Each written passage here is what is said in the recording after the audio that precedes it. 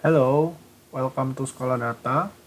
Di video kali ini gue akan coba membahas dasar-dasar pemrograman dari bahasa R. Jadi sebelum mulai masuk ke materinya, gue mau jelasin dulu gimana cara menggunakan materi yang udah gue susun ini. Nah, pertama bisa download dulu materinya di kolom deskripsi di video ini. Kemudian setelah di-download, kita ekstrak dulu dalam satu folder. Nah, setelah itu kita klik 2 kali.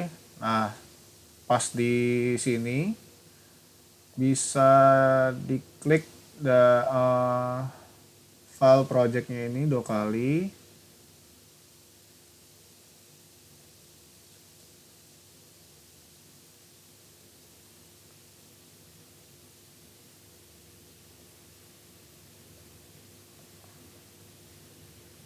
Nah, dengan ini udah kebuka window dari si RStudio-nya. Nah, teman-teman bisa langsung klik di sini aja nih. Nah, dia akan langsung muncul. Oke, kita coba langsung masuk ke materinya. Jadi bahasa R ini itu adalah bahasa data science yang berfokus pada pengolahan data. Jadi kalau teman-teman tahu Python itu juga sama sebenarnya buat data science juga, cuma dia bisa macam-macam. Nah, kalau untuk R ini dia karena base-nya untuk pengolahan statistik, jadi memang fokusnya lebih fokus ke pengolahan data seperti itu. Nah, kalau bahasa R ini tuh sudah termasuk bahasa pemrograman tingkat tinggi atau high level programming language, di mana code-nya itu lebih mudah dimengerti.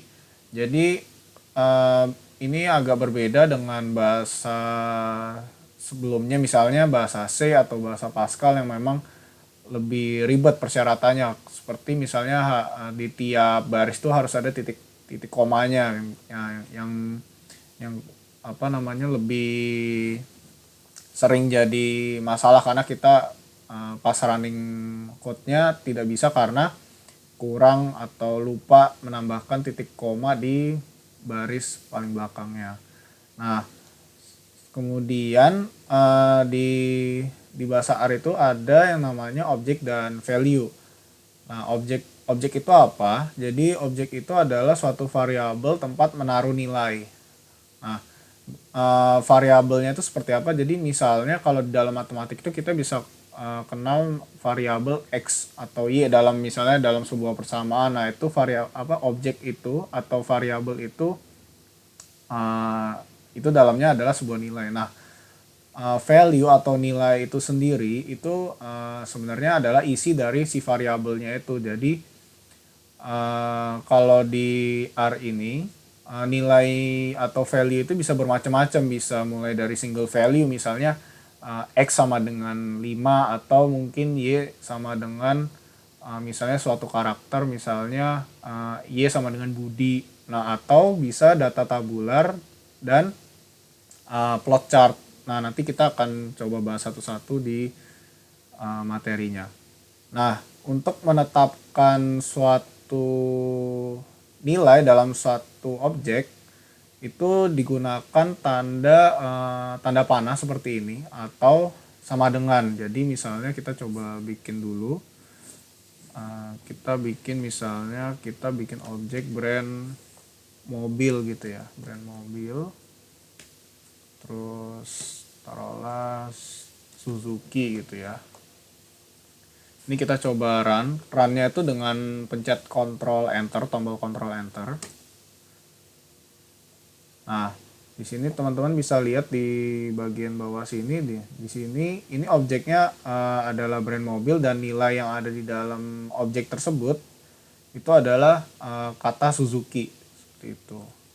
Nah, kalau misalnya teman-teman mau bikin nama objeknya itu ada space-nya, teman-teman bisa pakai tanda petik di bawah escape ini. Nah, kalau teman-teman pencet, nah, misalnya kita tulis mobil mewah gitu ya, mobil mewah sama dengan nilainya misalnya BMW X1 gitu. Sorry. Nah, kalau misalnya mau nulis karakter itu harus ada tanda petik 2-nya di sini, BMW X1. Oke, terus kita Ctrl Enter lagi. Nah, seperti ini nih, dia akan langsung bisa nih untuk objeknya adalah mobil mewah dan isi nilainya adalah BMW X1 seperti itu. Nah, misalnya kita mau tes nih print, kita pengen tahu sebenarnya brand mobil itu isinya apa gitu kan ya. Nah, ini kita bisa pakai perintah print. Jadi misalnya print brand mobil. Terus kita Ctrl Enter. Nah, dia akan muncul nih di objek brand mobil itu ada kata Suzuki seperti itu. Oke, karena waktunya sudah habis, jadi kita lanjut di video selanjutnya. See you.